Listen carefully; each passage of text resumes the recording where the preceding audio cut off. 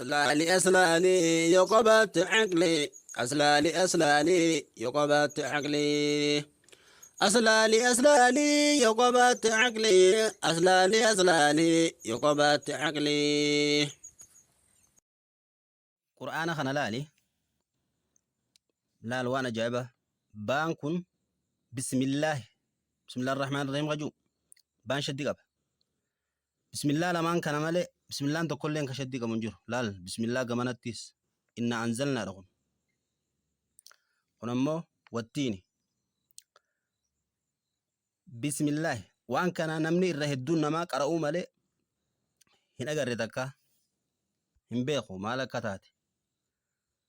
مالي وني كناخن يوسنجن إدغام متماثلين فرغب خجو بانكن مان قبله بانكن همان قبل با خناتو با بسم الله جاء مخنا با بسم الله خنا با خنا خسين وإلى ربك فرغب بسم الله الرحمن الرحيم كسيت ولي توفت أستيس اقرأ خناتو ديمه وفي جمانتي كلا لا تطعه واسجد واقترب خجو واقترب بسم الله واقترب بسم الله يولي توفو فيتي أكسي توفت واقترب بسم الله الرحمن الرحيم أكسي خنيس با خنا خسد دوختي خنا كانتي جباتي برنوتا كنا خنا أرجع رف أستاذ ياسين واقو جاتي يوتيوب في فيسبوك في جوجل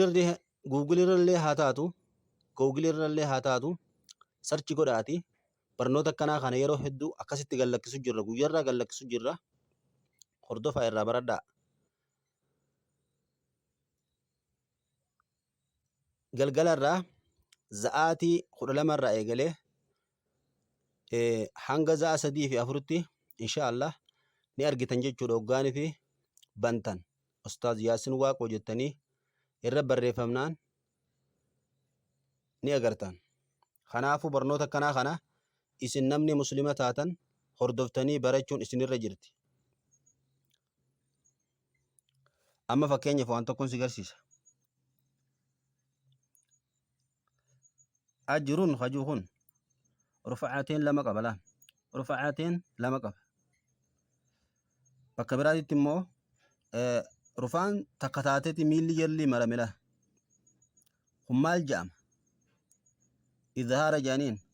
ghiin kanaa jechaaf akkana dhufe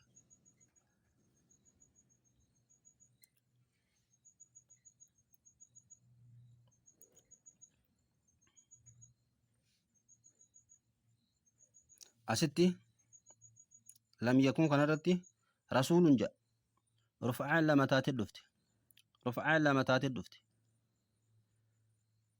achitti immoo takkaa fi cabsaadha asitti maali asitti miim kanaaf boodarraan dhufe miim kun harfi idghaamaati harfi idghaamaa biratti yeroo hundaa akkanan lama taatee dhufti harfi idghaamaa abbaa jahaa isinii waraabeetiin jiraa deemtaniiti ustaaz yaasin waaqoo jettanii harfi idghaamaa baruu feetanis bartan kanatti immoo haa kanaaf boodarraan dhufe harfi idhaarati harfi jaha biratti kanatti rufa'aan takkaa fi cabsaa taatee teessi waan akkanaa kana waa hedduu jira baradhaa achi dhaqaa maqaa irra barreessaa ustaaz yaasin waaqoo jaati irraa baradhaa